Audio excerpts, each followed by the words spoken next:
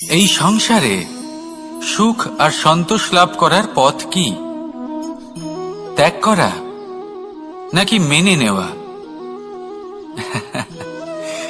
এটা হলো একটা ধাঁধার সমান, আর যে বুঝতে পারে তার কাছে এক মিত্রের সমান। দেখুন, আপনি যা বদলাতে পারেন তা আপনি বদলে ফেলুন, যা আপনি বদলাতে পারবেন না তা আপনি স্বীকার করে নিন, আর যা মেনে নিতে পারবেন না তাকে নিজের থেকে আলাদা করে দিন। ধরুন, আপনার কোনো অভ্যেস আছে যা আপনি বদলাতে চান, বদলে ফেলুন। যদি কোনো সমস্যা থাকে যা বদলানো আপনার হাতে নেই, তা স্বীকার করে নিয়ে তার সাথে পথ চলা শুরু করে দিন। যদি কোনো আবেগ থাকে, পরিস্থিতি থাকে বা কোনো বস্তু থাকে যা আপনি মানতেই পারছেন না, কোনোদিনও মানতে পারবেন না, তাকে নিজের থেকে আলাদা করে দিন। একেও সন্ন্যাস বলা হয়। জীবনে সুখ দুঃখ, ক্ষয় হোক বা লাভ, এই সবেতেই সমান রূপে যাপন করা, তাই হলো সন্ন্যাস। এতেই জীবনের আনন্দ রয়েছে। তাহলে এই আনন্দ উপভোগ করুন আর আমার সাথে ভালোবেসে বলুন, রাধা রাধা। আজ আমি আপনাকে একটা কাহিনী শোনাবো। একটা খাড়াই উঁচু পাহাড় ছিল, যা বেয়ে ওঠা প্রায় অসম্ভব কাজ ছিল। এবার একদিন কয়েকটা ব্যাঙ এলো আর তা বেয়ে উঠতে শুরু করলো। আস্তে আস্তে প্রত্যেকটা ব্যাঙ মিলে লাফিয়ে লাফিয়ে ওপরে ওঠার চেষ্টা করছিল। নিচে কিছু পশু দাঁড়িয়েছিল যারা বলছিল, এটা তো অসম্ভব ব্যাপার, এই ব্যাঙগুলো উঠতেই পারবে না, সকলে পড়ে যাবে। আর তারপর ধীরে ধীরে সমস্ত ব্যাঙ নিচে পড়তে থাকলো। শেষ পর্যন্ত একটাই ব্যাঙ ছিল যে শিখরে পৌঁছতে পারল। জানেন সে কেন পারল? কারণ সেই ব্যাঙ বধির ছিল। সে কারোর কথা শোনেনি। ও স্থির করেছিল শিখরে পৌঁছতে হবে, আর পৌঁছে গেল। এবার এটা কিন্তু আমাদের জন্য অত্যন্ত গুরুত্বপূর্ণ শিক্ষা। আপনি যদি জীবনে নিজের লক্ষ্য স্থির করে থাকেন, তাহলে এদিক ওদিক কারোর কথা শুনবেন না, শুধুই নিজের লক্ষ্যের দিকে অগ্রসর হন। কারণ সাফল্য আপনার প্রচেষ্টার দ্বারাই আপনি পেতে পারেন, অন্যের কথা দ্বারা নয়। তাহলে চেষ্টা করতে থাকুন আর নিজের লক্ষ্য প্রাপ্ত করুন, আর আমার সাথে ভালোবেসে বলুন, রাধা রাধা। এই সূচটা দেখুন, কতটা গুরুত্বপূর্ণ এই সূচ। ওর কতটা ভূমিকা রয়েছে, ও কত রকম ভাবে সাহায্য করতে পারে আমাদের। এর সাহায্যে যদি আপনি চান, তাহলে এক সাধারণ কাপড়কে আপনি পোশাকে পরিবর্তিত করতে পারেন। আপনি যদি চান, তাহলে অনেক ফুল একসাথে নিয়ে একটা মালা বানিয়ে ফেলতে পারেন, বা অলংকার বানিয়ে ফেলতে পারেন। এর সাহায্যে আপনি বাড়িও সাজাতে পারেন। এ হলো অত্যন্ত গুরুত্বপূর্ণ জিনিস। কিন্তু আপনি ভাবুন, যদি এই সূচে এই ছিদ্রই না থাকে, যদি এর সাথে এই সুতোই না জোড়া যায়, তখনও কি এটা এতটাই গুরুত্বপূর্ণ থাকবে? কখনোই না। তখন এটাকে কাউকে কষ্ট দেওয়ার কাজে লাগানো যেতে পারে। দেখুন, একটা অত্যন্ত গুরুত্বপূর্ণ কথা আপনাকে মনে রাখতেই হবে। যে কোনো বস্তু একা তার গুরুত্ব হারিয়ে ফেলে, কোনো কিছুর সাথে তার সম্মান বেড়ে যায়, তার গুরুত্বও বেড়ে যায়। এটা মানুষের ক্ষেত্রেও প্রযোজ্য।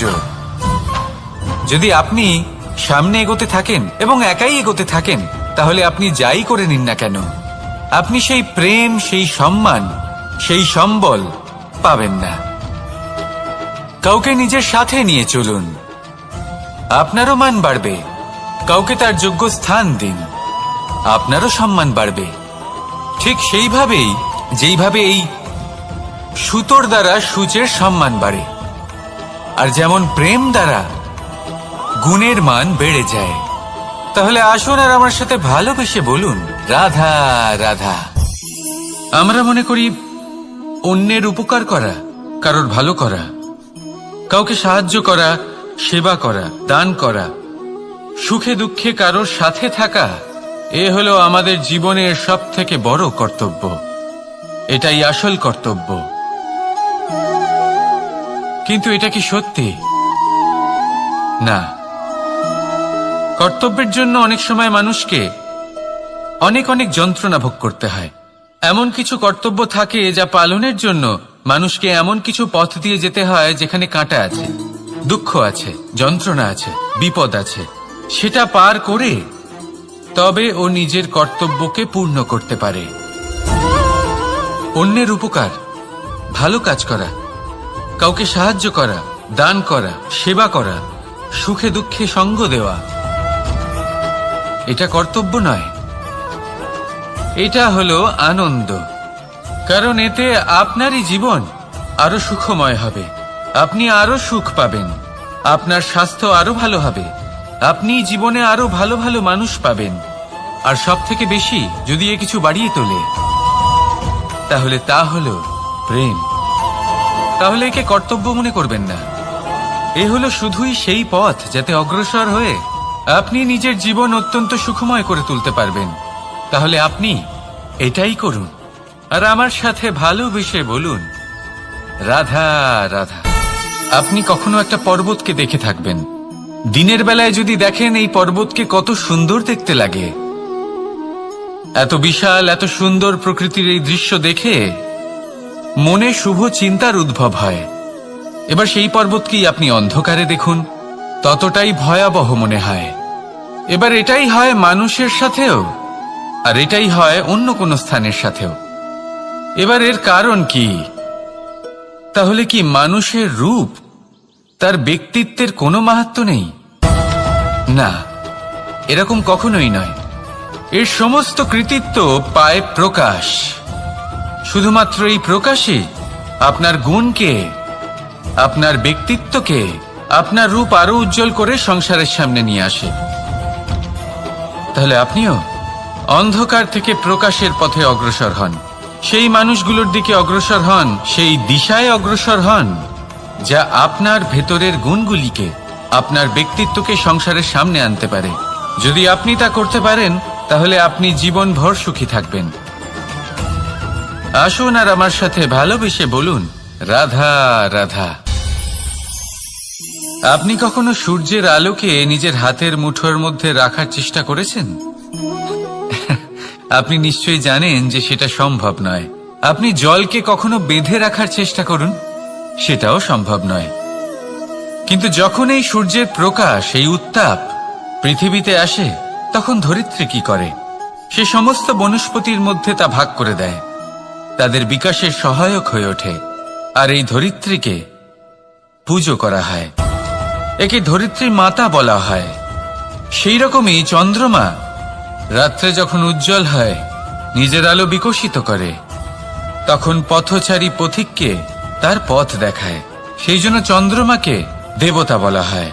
ঠিক সেইভাবেই আপনি কখনো এই প্রকৃতিকে বেঁধে রাখার চেষ্টা করবেন না। একে আগলে রাখতে শিখুন, একে ভাগ করে নিতে শিখুন, ঠিক প্রেমেরই মতো।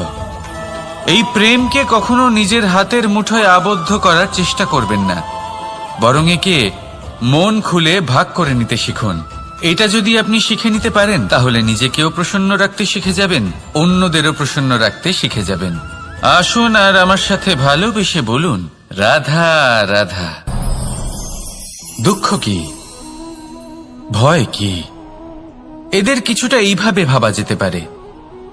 জীবনে যখনই আপনি কিছু একটা লাভ করবেন, তখন সেটা হারানোর ভয় তার সাথেই চলে আসে। যেমন আপনি যদি ধন অর্জন করেন, ধন হারানোর ভয় তার সাথেই চলে আসে।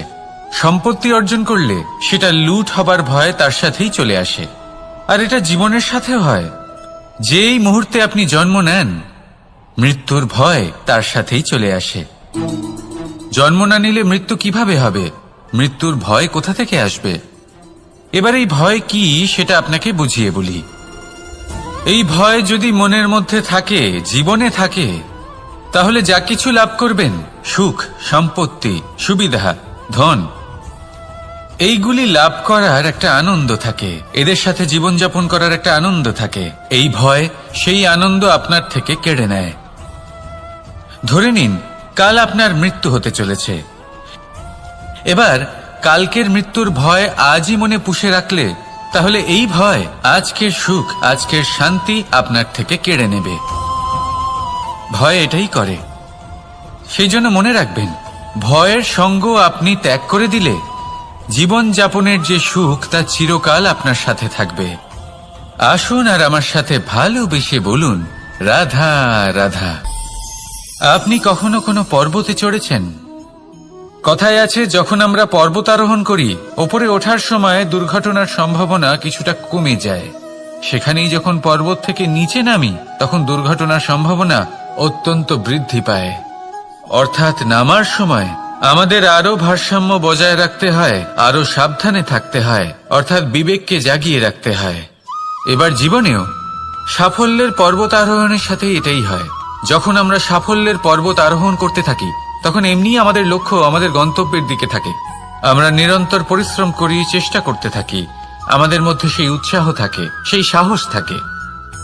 কিন্তু একটা কথা সত্যি, সমস্ত আরোহণের পরে অবরোহণ থাকে।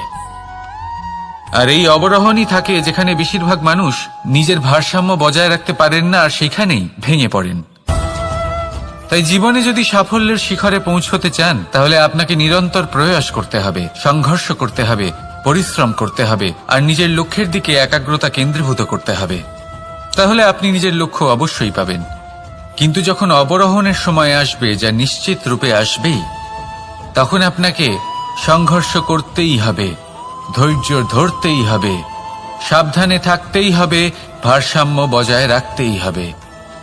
এটা হলো অত্যন্ত আবশ্যক, কারণ পরবর্তী সাফল্যের শিখরে আপনাকে পৌঁছতেই হবে, আর তার জন্য আপনাকে সুরক্ষিতভাবে অবরোহণ করতেই হবে। ঠিক কিনা? আসুন আর আমার সাথে ভালোবেসে বলুন, রাধা রাধা। প্রসন্নতা এমন এক অনুভূতি যা আমরা সকলে পেতে চাই। এবার এটা ভেবে দেখুন যে আমরা আমাদের প্রসন্নতার জন্য অন্য কাউকে দায়ী কেন করি। আজও এরকম কিছু করেছে, ওর জন্য আমি দুঃখী হয়ে আছি। আজও এমন কিছু করলো যার ফলে আমার মন প্রসন্ন হয়ে উঠল। না, আপনাকে স্পষ্ট করে একটা কথা বলে দিই, আপনার প্রসন্নতা না শুধু আপনার নির্বাচন, না শুধু আপনার হাতে রয়েছে, বরং আপনি নিজের প্রসন্নতাকে নিজেই আকৃষ্ট করেন। এই ফুলগুলিকে দেখুন, এই ফুল এর সুগন্ধ ছড়ায়, আর এই ফুল নিজের দিকে কীট পতঙ্গদের আকৃষ্ট করে। এবার দেখুন, কীট পতঙ্গ কাদের আকৃষ্ট করে? গিরগিটি বা ব্যাঙ, এরকম কিছু প্রাণীদের। এবার এই যে ফুল, কীট পতঙ্গের জন্য এই যে ফুল, তার বিকাশ হয়, এ আরো প্রস্ফুটিত হয়, ওর বংশ আরো বৃদ্ধি পায়। তাই এর তাৎপর্য হলো সহজ, ফুল উচিত ব্যক্তিকে নিজের দিকে আকৃষ্ট করে। এবার কীটপতঙ্গের কথা বললে তারা কাদের আকৃষ্ট করে? তাদেরই যারা তাদেরই শিকার করবে, খাদ্যরূপে গ্রহণ করবে। এবার কাকে আপনি নিজের দিকে আকৃষ্ট করতে চান, তার নির্বাচন আপনারই। আপনি কি প্রসন্নতাকে নিজের দিকে আকৃষ্ট করতে চান, নাকি অপ্রসন্নতাকে করতে চান, তার নির্বাচন আপনারই। আপনি জীবনে যা কিছু পাবেন, সুখ দুঃখ, আশা নিরাশা, প্রসন্নতা অপ্রসন্নতা, সবই হলো আপনারই নির্বাচনের পরিণাম। তাহলে সঠিক নির্বাচন করুন, আর আমার সাথে ভালোবেসে বলুন, রাধা রাধা। ঘূর্ণিঝড়, যখন এই ঘূর্ণিঝড় আসে, তখন প্রচন্ড বেগে হাওয়া বয়ে চলে। সেই সময় এমন কিছু বৃক্ষ আছে যা কঠিন হয়ে দৃঢ় হয়ে দাঁড়িয়ে থাকে। সেই গাছ যা 10 বছর ধরে বা সহস্র বছর ধরে দাঁড়িয়ে থাকে, তাদেরকে আপনি খুব সহজে নাড়াতে পারবেন না। কিন্তু ঘূর্ণিঝড়, এর প্রভাব এতটাই তীব্র হয়, এর হাওয়াতে এতটাই প্রবল শক্তি থাকে যে এই বৃক্ষগুলিকে উচ্ছেদ করে, সেই বৃক্ষ নষ্ট হয়ে যায়। এবার এমন কিছু বৃক্ষ থাকে যাদের কাণ্ড নমনীয় হয়, খুবই নরম হয়। সেই জন্য যখন জোরে বাতাস বয়, কোনো ঘূর্ণিঝড় আসে, তখন এই বৃক্ষগুলি ঝুঁকে যায়। আর যখন এই ঘূর্ণিঝড় চলে যায়, শান্ত হয়ে যায়, তখন ওরা আবার দাঁড়িয়ে পড়ে। এবার এটাকে আপনি কি বলবেন, কি বুঝবেন আপনি? সুযোগ সন্ধানী? না, বরং এটাই হলো প্রকৃত আদর্শ। যখন আপনার সামনে এমন কেউ থাকেন যিনি আপনার থেকে অনেক শক্তিশালী, তখন তাকে সম্মান করা আপনাকে শিখতেই হবে। তাই মনে রাখবেন, এই সংসারে যখনই দুই শক্তির একে অপরের সাথে সংঘর্ষ হয়, শুধুই বিনাশ হয়। কিন্তু যখন শক্তির সাথে আসক্তি মিলিত হয় সেখানে সুরক্ষা থাকে, সেখানেই কিছু নির্মাণ হয়। তাই আসুন আর আমার সাথে ভালোবেসে বলুন, রাধা রাধা। ভয়, আমরা ভয়ের বিষয়ে অনেক কথা বলি, ভয়ের থেকে সবসময় দূরে পালাই। কখনো ভেবে দেখেছেন আমরা এই ভয়ের সদ্ব্যবহারও কি করতে পারি না? নিশ্চিত রূপে করতেই পারি। এমন কোনো অক্ষর নেই যার দ্বারা কোনো মন্ত্র হয় না। তাই নিশ্চিত রূপে এই ভয়েরও সদ্ব্যবহার আমরা করতেই পারি। নির্ভর করছে আপনার দৃষ্টিভঙ্গির ওপর, আপনার প্রতিক্রিয়ার ওপর। ভয় যখন সামনে আসে দুটো পথ থাকে। প্রথমটা হলো ভয়ভীত হয়ে চুপচাপ পালিয়ে যাওয়া, আর দ্বিতীয় পথ সেই ভয়ের সম্মুখীন হওয়া। সেই ভয়ে ডুবে গিয়ে দেখুন এমন কি আছে যা আপনাকে পিছনে টেনে রাখছে। নিজের সাহসকে জাগিয়ে তুলুন, নিজেকে আরো শক্তিশালী বানিয়ে তুলুন, নিজেকে আরো শ্রেষ্ঠ বানিয়ে তুলুন, আর আপনার সামনে যা আছে সব প্রাপ্ত করে নিন। সেই ভয়, আপনি তার থেকে পালিয়ে যেতে চান নাকি তার সম্মুখীন হয়ে নিজেকে আরো শ্রেষ্ঠ বানাতে চান? সেই চয়ন আপনারই, প্রতিক্রিয়া আপনারই, দৃষ্টিভঙ্গি আপনারই। আসুন আর আমার সাথে ভালোবেসে বলুন, রাধা রাধা। কখনো কোনো বনে আপনি আগুন লাগতে দেখেছেন? এমন ভয়ানক আগুন লাগতে পারে সমস্ত বন জ্বালিয়ে দিতে পারে।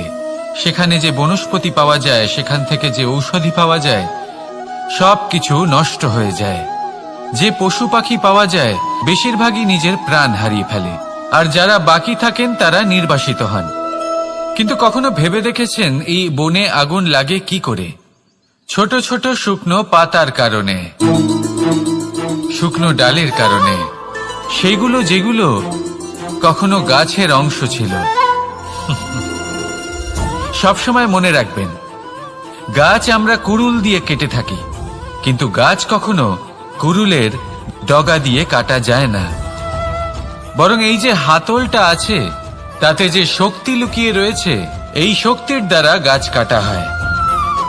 এবার বলুন, এই যে হাতল, এ কি দিয়ে তৈরি হয়? স্বয়ং গাছের দ্বারাই। এর থেকে আপনি কি শিক্ষা পেলেন? যদি কেউ আপনজন হন, যে আপনার কোনো দরকারে লাগছেন, সেই কারণে তাকে নিজের থেকে দূরে করবেন না। যদি তার সাহায্যের প্রয়োজন হয় তাহলে তাকে সাহায্য করুন, যদি তার সঙ্গের প্রয়োজন হয় তাহলে তাকে সঙ্গ দিন। নিঃস্বার্থভাবে আপনজনদের বিকাশের পথে নিয়ে যান। নিজের স্বার্থ অনুসারে আপনজনদের নিজের জীবনে রাখবেন না। আসুন আর আমার সাথে ভালোবেসে বলুন, রাধা রাধা। জীবনে লক্ষ্য লাভ কি করে করতে হয়? কেউ বলবে বন্ধুদের সাহায্যে, কেউ বলবে প্রেমের সাহায্যে, কেউ বলবে নিরন্তর চেষ্টা করলে, কেউ বলবেন পরিশ্রম করলে, কেউ বলবেন ঈশ্বরের আশীর্বাদে, ইত্যাদি ইত্যাদি। আমি আপনাকে বুঝিয়ে বলি, এই যেমন ত্রিলোক আছে, অর্থাৎ 3 লোক আছে, যাকে সঞ্চালন করে ত্রিদেব বা 3 জন দেবতা। সেইভাবে নিজের লক্ষ্যে পৌঁছানোর জন্য 3টি ভাবের প্রয়োজন পড়ে। প্রথম ভাব হলো স্বপ্ন দেখা। আপনি যদি স্বপ্ন দেখতে শুরু না করেন তাহলে সেখানে পৌঁছতেই পারবেন না। তারপর আপনাকে দৃঢ় সংকল্প নিয়ে সেই পথ যেমনই হোক তাতে চলতে হবে। এ হলো দ্বিতীয় ভাব, দৃঢ় সংকল্প। আর তৃতীয় ভাব হলো সেই লক্ষ্যের যাত্রা পূর্ণ করার জন্য প্রতিবদ্ধ হওয়া। তাই যদি আপনি স্বপ্ন দেখতে পারেন, দৃঢ় সংকল্প দ্বারা পথ যতই কঠিন হোক না কেন তাতে চলতে পারেন, আর সেই লক্ষ্য লাভের যাত্রা পূর্ণ করার জন্য প্রতিবদ্ধ হতে পারেন, তাহলে আপনি নিশ্চিত রূপে আপনার লক্ষ্য লাভ করতে পারবেন। তাই আপনি এটাই করুন আর আমার সাথে ভালোবেসে বলুন, রাধা রাধা।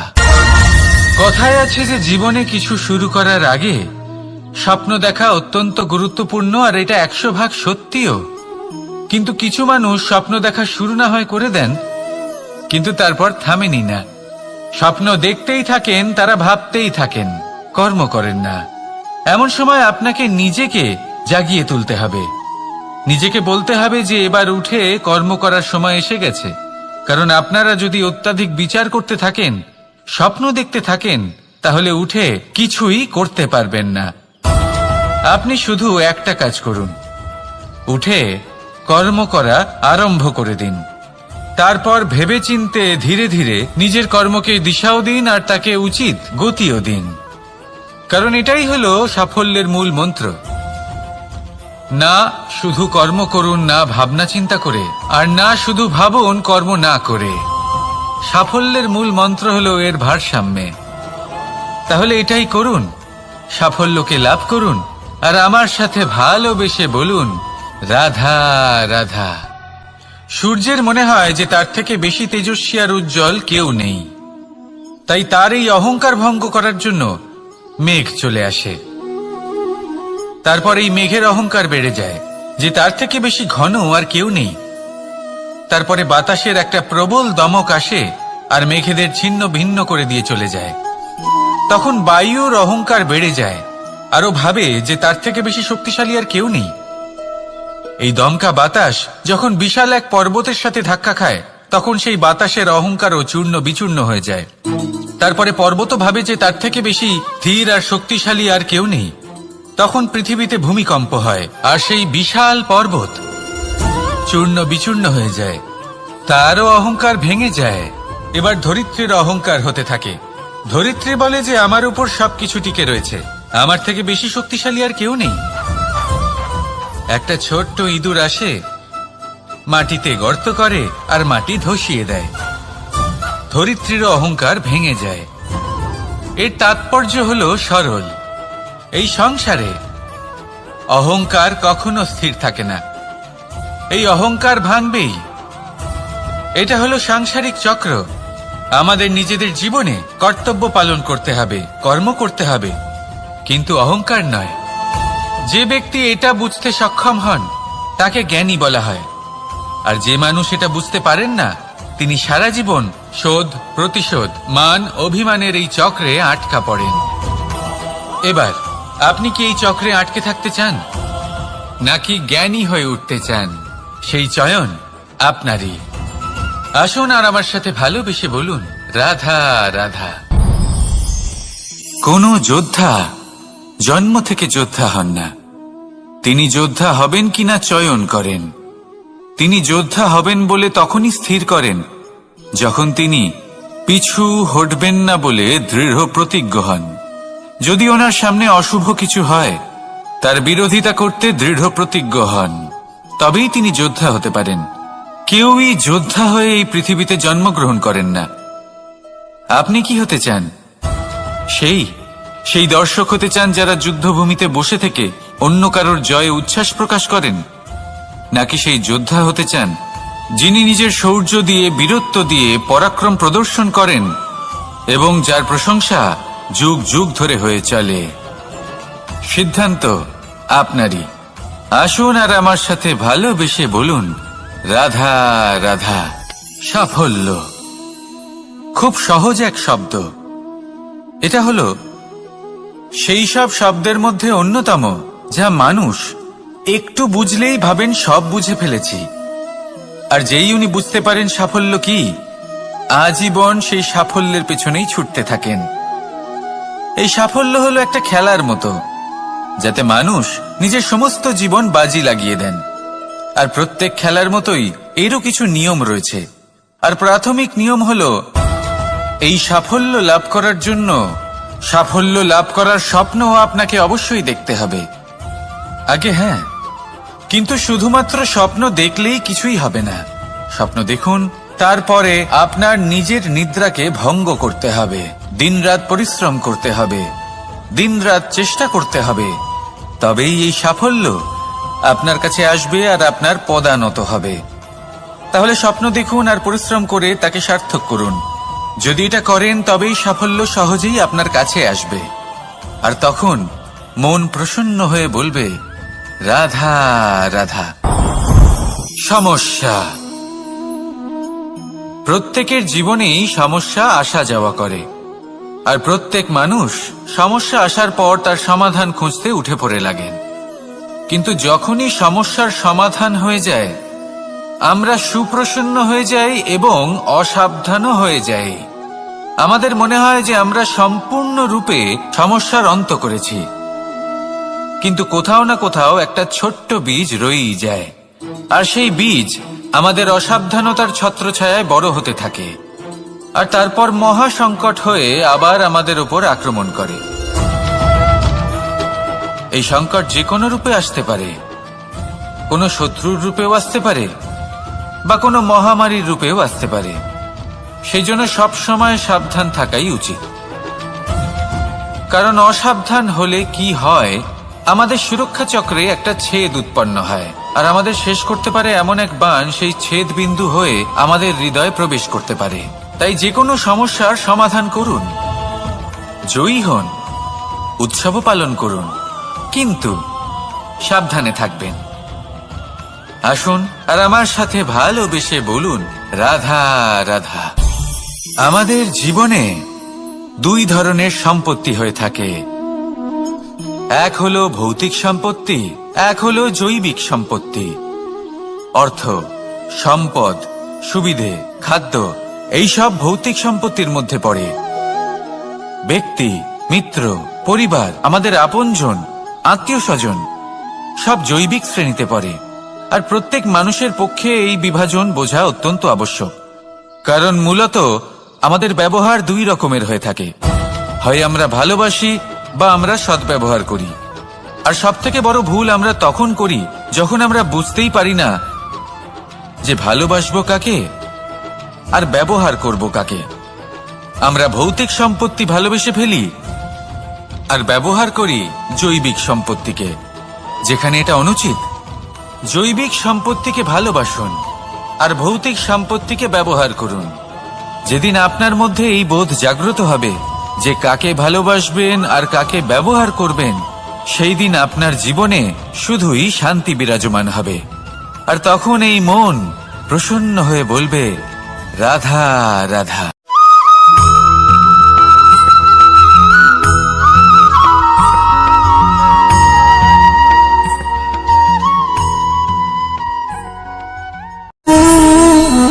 সঞ্চয়। মানুষের যখন থেকে বোধ বুদ্ধি হয়, সঞ্চয় করতে আরম্ভ করে দেন। সঞ্চয় করতে থাকেন ভোজনের, সঞ্চয় অর্থের, সঞ্চয় শক্তির। নিজের জন্য করেন, নিজের পরিবারের জন্য করেন, নিজের স্ত্রীর জন্য করেন, সন্তানের জন্য করেন, সন্তানের সন্তানের জন্য সঞ্চয় করেন। সঞ্চয় করার জন্য ওনার কাছে অনেক কারণ রয়েছে, কারণ উনি এটা ভাবেন যে এই সঞ্চিত শক্তির জন্য কেউ ওনার কোনো ক্ষতি করতে পারবে না। মানুষ ভুলে যান একটা গুরুত্বপূর্ণ কথা, এই সত্য, উনি এই সংসারে খালি হাতেই এসেছিলেন, আর এখান থেকে ওনাকে খালি হাতেই যেতে হবে। যা এখানকার তা এখানেই থেকে যাবে। আর যদি কিছু ওনার সাথে যায় তা হলো ওনার কর্ম, আর কিচ্ছু নয়। তাই যদি কিছু অর্জন করতে চান, তাহলে শুভ কর্ম অর্জন করুন, আত্মশক্তি অর্জন করুন, কারণ পরলোকে এটাই হবে আপনার সম্পত্তি। তাহলে কি এটা আপনি অর্জন করতে চান না? আসুন আর আমার সাথে ভালোবেসে বলুন, রাধা রাধা। সদিচ্ছা। দেখতে গেলে 3 অক্ষরে তৈরি এই শব্দ, কিন্তু সমস্ত ত্রিলোক তার উপরেই আধারিত। আপনি এই সংসারে এসেছেন, তখন অবশ্যই শ্বাস নেবেন, কিন্তু তার বদলে আপনাকে কিছু তো দিতেই হবে। আপনার উপর নির্ভর করছে আপনি কি দেবেন। কি দেবেন এই সংসারকে, এই সমাজকে, নিজের পরিবারকে, আর তার বদলে কি নেবেন? যশ নাকি অপযশ? দেখুন, এক ছিল রাবণ, যে কিনা সমুদ্র পার করল সীতাকে অপহরণ করার জন্য, আর এক ছিলেন রামচন্দ্র, যিনি সমুদ্র পার করেছিলেন, সেতু বানিয়ে গিয়েছিলেন সীতাকে ফিরিয়ে নিয়ে আসার জন্য। দুজনেই সমুদ্র পার করেছিলেন, শুধু পার্থক্য ছিল সদিচ্ছাকে বোঝার, লক্ষ্যের। অনেক মানুষের যাত্রা একরকম হতেই পারে, কিন্তু আনন্দ তখনই লাভ করবেন যখন লক্ষ্য শুভ হবে, মহান হবে। এই লক্ষ্য দিয়ে এই সংসারের কল্যাণ হবে এবং মানুষের সম্মান হবে। যদি আপনার সংকল্প উচিত হয়, তাহলে আপনার লক্ষ্য উচিতই হবে, নয়তো শুধুমাত্র বিনাশ হবে। আর উচিত এটাই হবে যে বিনাশের হাত থেকে যেন নিজেকে বাঁচানো যায়, কি বলেন? তাই জীবনে যে লক্ষ্য স্থির করছেন, মনে রাখবেন তা যেন শুভ লক্ষ্য হয়।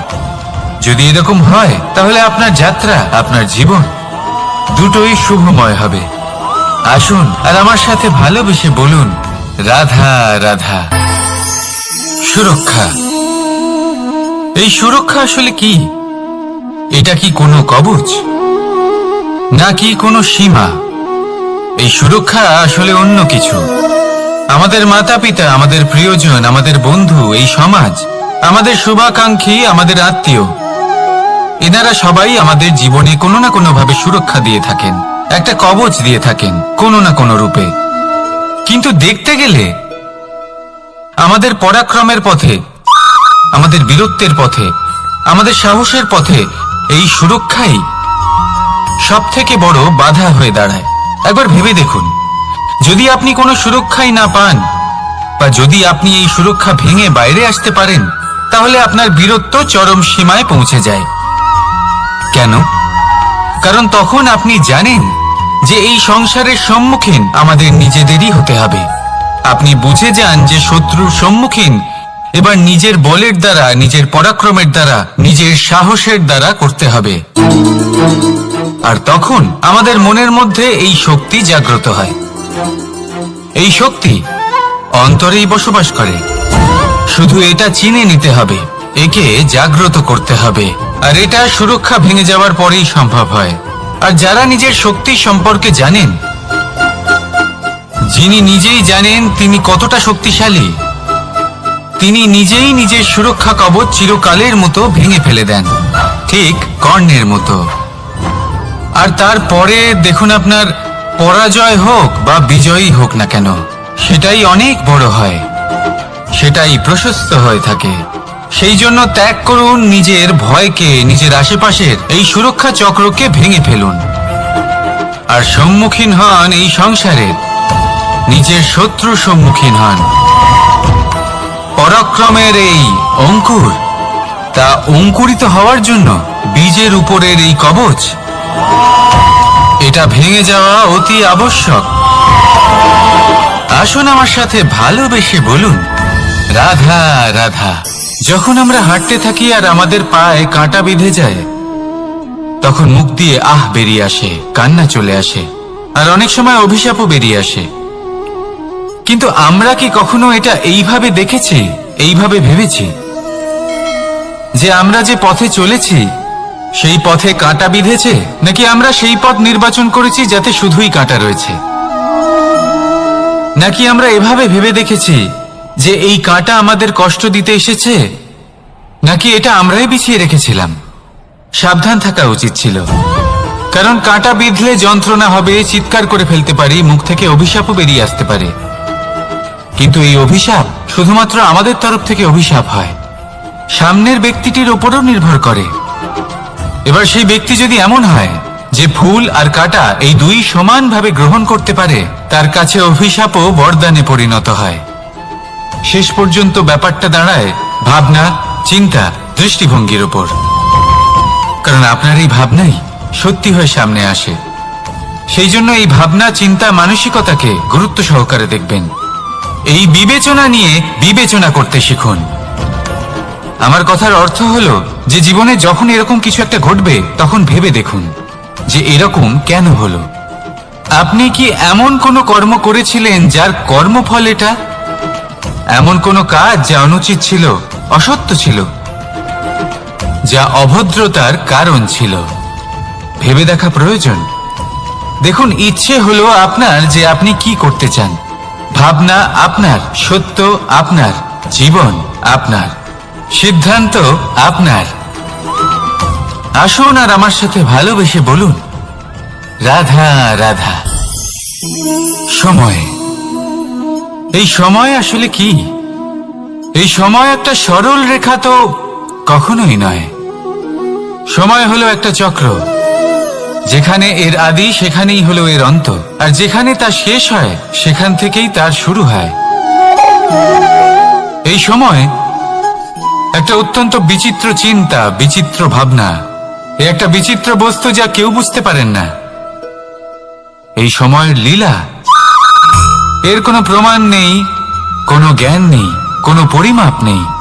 শুধু এটুকু আমরা জানতে পারি, যেখানে শেষ হবে সেখান থেকে একটা নতুন সূচনাও হবে। যা আজ আপনার কাছে আছে কাল অন্য কারোর কাছে যাবে, তারপরে তার কাছ থেকেও অন্য কারোর কাছে যাবে, তারপরে তার থেকেও ছিনিয়ে নেওয়া হবে। এই নিয়তির একজনের কাছ থেকে অন্যজনের কাছে আদান প্রদানের এই সময় হলো আপনার সময়। এই সময়ের সদ্ব্যবহার করুন, এই সময়কে বাঁচুন। আপনাকে শুধু এটাই সুনিশ্চিত করতে হবে যে আপনি কোন পক্ষে আছেন। আর সত্যি বলতে কি, আপনার জীবনের পরিণাম নির্ভর করে আপনার নির্বাচনের ওপর। আপনি কোন পক্ষ নির্বাচন করছেন। তাহলে মনে রাখবেন, জীবনে সেই পক্ষই নির্বাচন করবেন যা চয়ন করার পরে আপনি সুখ অনুভব করবেন, আপনি সন্তোষ লাভ করবেন, প্রসন্নতা লাভ করবেন। আর আমি এটাই সুনিশ্চিত করব যে এই পক্ষ যেন শান্তির পক্ষ হয়, এই পক্ষই যেন প্রেমের পক্ষ হয়। তাহলে চিন্তা করবেন না, আর আসুন আমার সাথে ভালোবেসে বলুন, রাধা রাধা। মানুষ সুখী জীবন যাপনের প্রতি এতটাই অভ্যস্ত হয়ে পড়ে যে একটা ছোট্ট সমস্যা এলেই সে সবার থেকে সাহায্য চাইতে শুরু করে দেয়।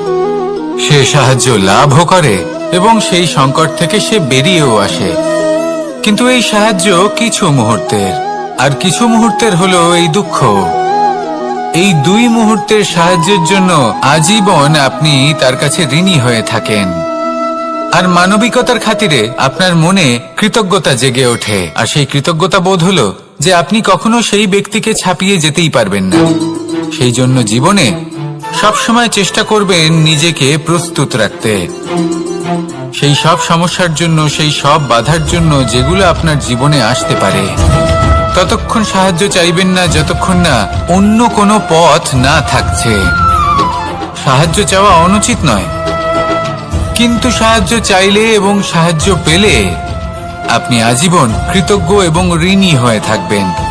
আর তারপর একদিন আপনি পরিবর্তন দেখতে পাবেন যে কিভাবে আপনি ছোট ছোট সমস্যার জন্য সাহায্য না চেয়ে বড় বড় সমস্যার সম্মুখীন হতে প্রস্তুত হয়ে গেছেন।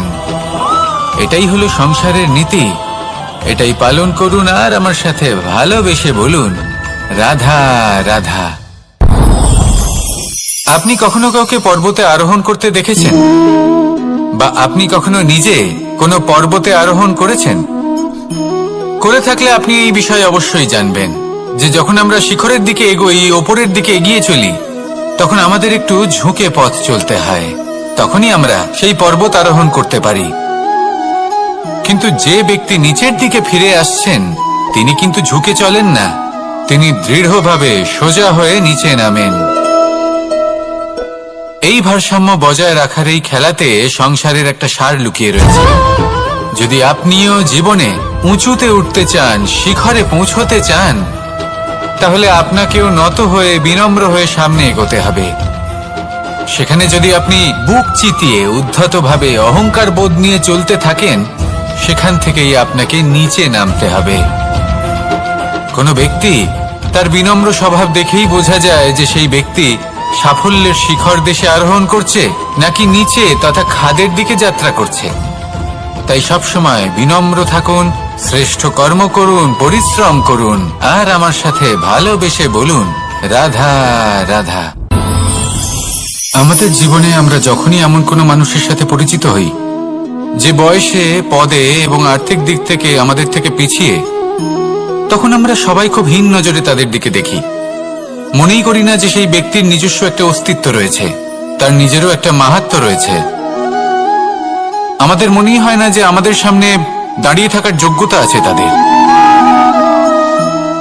চলুন আপনাকে একটা প্রশ্ন করি, শূন্যের নিজস্ব মূল্য কোথায়? আপনি বলবেন কিছুই না। শূন্যের আবার নিজস্ব মূল্য কোথায়? কিন্তু যখন এই শূন্যই কোনো সংখ্যার সাথে এসে যুক্ত হয়ে যায়, কোনো অঙ্কের সাথে এসে যুক্ত হয়ে যায়, তখন তার মূল্য অনেক গুণ বৃদ্ধি পায়। অর্থাৎ এই শূন্যের মূল্য অবশ্যই আছে। আর আমাদের জীবনেও এমন কিছু ব্যক্তি থাকেন তাদের দেখে মনে হয় যে এদের কোনো মূল্যই নেই। কিন্তু যখন এই ব্যক্তি কারোর সাথে এসে জুড়ে যান, তখন তার মূল্য সেই ব্যক্তির বৃদ্ধি ঘটায়। এই সংসারে এমন কোনো ব্যক্তি নেই যার কোনো মূল্য নেই। যদি আমরা ধনুকের কথা বলি, তাহলে তার জন্য একটি দড়ির প্রয়োজন হয়, যেটি প্রত্যঞ্চা হিসেবে ব্যবহৃত হয়। যদি প্রত্যঞ্চা না থাকে, তাহলে ধনুকের কোনো মূল্যই থাকে না। যদি প্রত্যঞ্চা না থাকে, তাহলে ধনুকের অস্তিত্ব অসম্পূর্ণ থেকে যায়। এই সংসারে যে কোনো ব্যক্তি হোক বা যে কোনো বস্তু হোক, প্রত্যেকের নিজস্ব একটি মূল্য আছে। তার সম্মান করুন, সামনে অগ্রসর হন, আর আমার সাথে ভালোবেসে বলুন, রাধা রাধা। কর্ম এবং ফল। মানুষের স্বভাব হলো এটাই যে তিনি নিজের প্রত্যেক পরিশ্রমের প্রতিফল প্রার্থনা করেন। বেশিরভাগ সময় এই ফলাফলের চিন্তা করতে করতে, কল্পনা করতে করতে উনি কর্ম করতে থাকেন, যে আমি এই কাজটা করলে এই ফল পাবো। সেই সব কল্পনা করতে থাকেন যা না তার হাতে আছে, না আছে অধিকার, আর না আছে নিয়ন্ত্রণ। উনি শুধু নিজের কর্ম করতে পারেন। উনি কি ফল পাবেন তা তার হাতে কখনোই নেই। তাই আপনিও শুধুমাত্র কর্ম করতে থাকুন, ফলের চিন্তা করবেন না। মনে রাখবেন, শিকড় এবং শাখা যেভাবে একে অপরের সাথে জড়িয়ে, সেইভাবেই একে অপরের সাথে জড়িয়ে কর্ম এবং ফল। যেরকম কর্ম আপনি করবেন, সেরকম ফল আপনি অবশ্যই পাবেন। তাই এই ফলের আশায় কর্মের সময় কখনোই নষ্ট করবেন না, কারণ যে ব্যক্তি সময় নষ্ট করেন, সময় সেই ব্যক্তিকে অবশ্যই নষ্ট করে দেয়। কর্ম করুন নিঃস্বার্থভাবে, ফলের চিন্তা করবেন না, আর আমার সাথে ভালোবেসে বলুন, রাধা রাধা। কর্ম এবং ফল। দেখতে গেলে এই সমস্ত ব্রহ্মাণ্ড এই দুইয়ের মাঝেই স্থির হয়ে আছে। মানুষজন কর্ম করেন ভালো ফল লাভের আশায়, আর ভালো ফল লাভের আশায় উনি এটাই ভুলে যান যে উনি যে কর্ম করছেন তা কি করছেন। আমি বলেছিলাম কর্ম করুন ফলের চিন্তা না করে, কিন্তু কি কর্ম করছেন সেই বিষয়ে ভাবাটাও অত্যন্ত আবশ্যক। নয়তো অনেক সময় আমরা এমন কর্ম করে ফেলি যা না চাইতেও বিষে পরিণত হয়, যা হয়েছে দুঃশাসনের সাথে, দুর্যোধনের সাথে, গুরু দ্রোণের সাথে। একজনের মানসিকতা উচিত ছিল না, একজনের বিবেক উচিত ছিল না, আরেকজন যে পক্ষ নির্বাচন করেছিলেন সেই পক্ষ উচিত ছিল না। আর যা কিছু ওনাদের সাথে হলো, আপনার, আমার, আমাদের সকলের সাথে তা হতে পারে। আমি বলেছিলাম কর্ম করুন, ফলের চিন্তা করবেন না, কিন্তু এই কর্মের বিষয়ে বিচার করে দেখাটাও ততটাই আবশ্যক। দেখুন, কর্ম করার উচিত প্রক্রিয়া ফলের চিন্তা না করা, কিন্তু যদি আপনার কর্ম শুভ হয়, তাহলে তার ফলও নিয়তি আপনাকেই দেবে।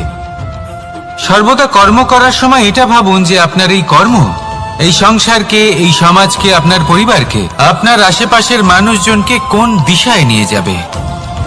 যদি এটা সবার জন্য মঙ্গলময় হয়, তাহলে কর্ম করতে থাকুন। আর হ্যাঁ, নিশ্চিত রূপে ফলের চিন্তা করবেন না। আসুন আমার সাথে ভালোবেসে বলুন, রাধা রাধা। বটবৃক্ষের বীজ সর্ষের দানার থেকেও ছোট হয়, কিন্তু যখন তা নিজের রূপ ধারণ করে, তখন তা বিশাল বৃক্ষের আকার ধারণ করে, যা সহস্র বছর ধরে বেঁচে থাকে, ছায়া প্রদান করে, পাখিদের আশ্রয় প্রদান করে, আর দেয় পথচারীদের বিশ্রাম করার স্থান। কেন? কারণ সেই ছোট বীজ তা মাটির ভেতরে গিয়ে নিজের খোলস ত্যাগ করে। অন্ধকারে থাকে সে, যতই আলো আসুক না কেন, যতই বর্ষা আসুক না কেন, সব সহ্য করে। আর তারপরে একটা চারা গাছ অঙ্কুরিত হয়, তারপর ধীর গতিতে একটা বিশাল বৃক্ষতে পরিণত হয়। দেখুন, জীবনে কঠিন সময় আসে, এই জন্য নয় যে আপনি হার মেনে নেবেন, এই জন্য আসে যাতে আপনি ভবিষ্যৎ নির্মাণের জন্য নিজেকে তৈরি করতে পারেন। যদি কঠিন সময়ে আপনি ওই বীজের মতো দৃঢ় হয়ে থাকতে পারেন, তাহলে আপনিও একদিন সেই বিশাল বৃক্ষের মতো নিজের অস্তিত্ব গড়ে তুলতে পারবেন, যা সহস্র বছর পর্যন্ত মনে রাখা হবে। আসুন আমার সাথে ভালোবেসে বলুন, রাধা রাধা।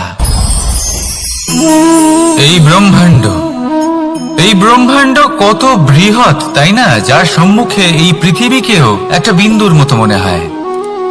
আর এই পৃথিবীতে আমরা কে হই, আমাদের আকার কিরকম, আমাদের অস্তিত্বই বা কি? যখন আমরা এভাবে ভাবি তখন মনে হয় আমরা কিছুই নই। তা আমরা যখন কিছুই নই তাহলে আমরা এত চিন্তা করি কেন? কি ভেবে ভয় পাই? কাকেই বা এত ভয় পাই? কে আমাদের মারতে পারে আর কেই বা আমাদের জন্ম দেবে? আত্মার আসলে না কখনো জন্ম হয় আর না কখনো মৃত্যু। আত্মা শুধুই শরীর বদল করে। আপনি, আমি, আমরা সকলে এই শরীর নয়, আমরা হলাম আত্মা, যা হলো পরম আত্মার পরম অঙ্গ। সেই জন্য মনে রাখবেন, বাইরের কোথাও দেখবেন না, নিজের অন্তরের গভীরে গিয়ে দেখুন, আত্মাকে উপলব্ধি করতে শিখুন। ক্লেশ, ভয়, চিন্তা, এই সব কিছুর থেকে নিজেকে দূরে রাখুন, তাহলেই উপলব্ধি করতে পারবেন পরমাত্মাকে। তাহলে আসুন আমার সাথে ভালোবেসে বলুন, রাধা রাধা। পরিবর্তন এই সংসারের শাশ্বত নিয়ম। কোন রাজা নেই যিনি চিরকাল রাজা থাকেন, কোন ধনী ব্যক্তি নেই যিনি চিরকাল ধনী থাকবেন। এই সংসারে সূর্যের স্থান নেওয়ার জন্য চন্দ্রিমার আগমন ঘটে। কোন স্থান যাকে পতিত বলা হয়েছিল সেখানে মহল তৈরি হয়েছে। কোন স্থান যাকে আজ মলিন বলা হয়েছে কাল সেখানে মন্দিরও স্থাপন হতে পারে। কোন ঋতু চিরকালের জন্য থাকে না, কখনো সময় চিরকাল একরকম থাকে না। আজ যে আপনার কাছে রয়েছে কাল অন্য কারোর ছিল।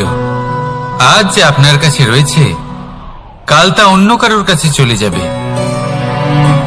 আপনার সাথে কিছু থাকলে তা হলো আপনার কর্ম, কিন্তু সেই কর্মের পরিণামও আপনার নয়। আপনি শুধু কর্ম করুন, বাকি সবকিছুই পরিবর্তনশীল। কিন্তু সেই পরিবর্তনকে দেখে ভয় পাওয়ার প্রয়োজন নেই, তাকে স্বাগত জানান।